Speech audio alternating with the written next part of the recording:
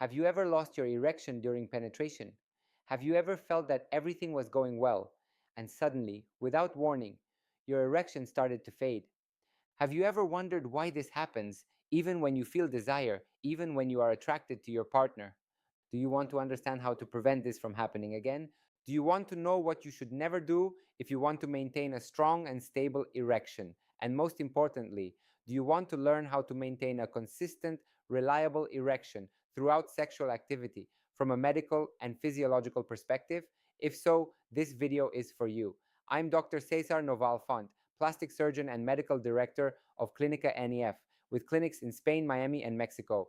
We specialize in penile enlargement procedures, including lengthening and girth enhancement, as well as gender affirmation surgery. On our Spanish channel, we have helped millions of people better understand their bodies, and we created this English channel with the same goal: to help you understand your body, improve your sexual health, and make informed decisions from a strictly medical perspective. Now, to understand why an erection can be lost during penetration, we need to start from the beginning, because this is not a simple mechanical problem. It is a highly complex interaction between your brain, your nervous system, your vascular system, your hormonal balance, and your psychological state. An erection is not just about the penis, it is about the brain. Sexual arousal begins in the brain, not in the genitals. When you feel desire, when you are stimulated visually, mentally, or physically, your brain activates a series of signals that travel through your nervous system. Specifically, the parasympathetic nervous system becomes active. This is the system responsible for relaxation, for allowing blood vessels to dilate, and for enabling blood to flow into the corpora cavernosa of the penis. These corpora cavernosa are two cylindrical structures that act like sponges. When blood flows into them, they expand, and this is what creates the erection. At the same time, the veins that normally drain blood out of the penis become compressed, allowing the erection to be maintained. So, for an erection to occur and be sustained, three things must happen correctly. Your brain must send the right signals, your blood vessels must allow proper inflow, and your nervous system must remain in a state of relative relaxation.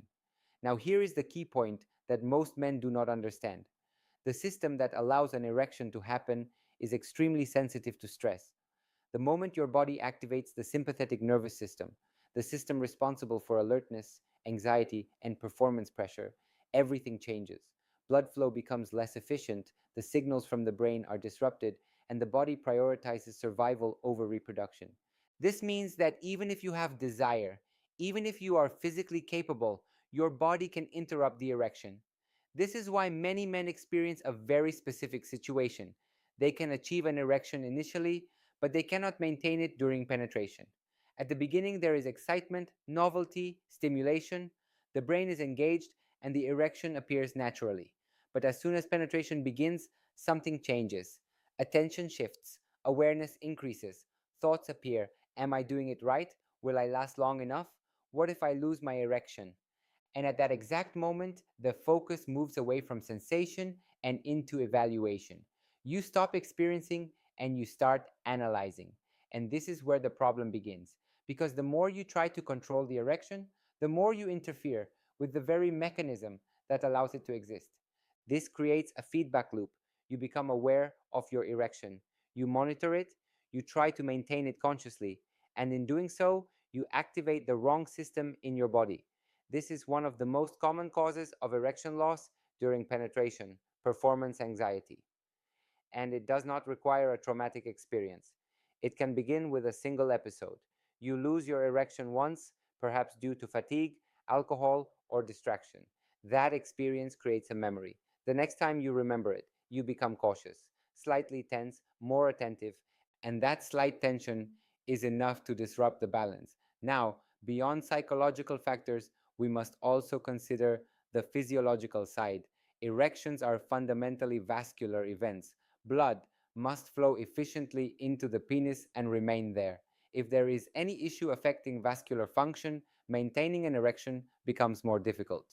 Conditions such as smoking, sedentary lifestyle, poor diet, hypertension, or early metabolic changes can reduce vascular efficiency. In these cases, the erection may appear initially but lacks stability. It becomes dependent on constant stimulation, and any interruption, physical or psychological, can cause it to fade. Hormonal factors can also play a role, although less frequently in younger men. Testosterone influences libido, energy, and overall sexual responsiveness. Low levels can contribute to weaker erections and reduced sexual drive, but this is rarely the sole cause in cases of erection loss during penetration. Another increasingly relevant factor is overstimulation. In modern society, many men are exposed to high levels of visual stimulation, especially through pornography. This creates a mismatch between what the brain becomes accustomed to and what happens in real life interactions. The brain adapts to intensity, novelty, and constant variation. Real sexual experiences, which are slower, more subtle, and more relational, may not trigger the same level of response. This can lead to a situation where the erection is strong during initial arousal but becomes difficult to maintain during sustained real life interaction. But beyond all these factors, there is one concept that is absolutely essential to understand. An erection cannot be forced, it can only be allowed. The more you try to control it, the more you move away from the conditions that make it possible. So, what should you do if this is happening to you? First, you need to shift your focus. Instead of asking yourself whether your erection is strong enough, you need to return to sensation, to presence, to the physical experience itself. Your body responds to what you feel, not to what you evaluate. Second, you need to remove the idea that sex is a performance. Sex is not an exam. It is not something you pass or fail.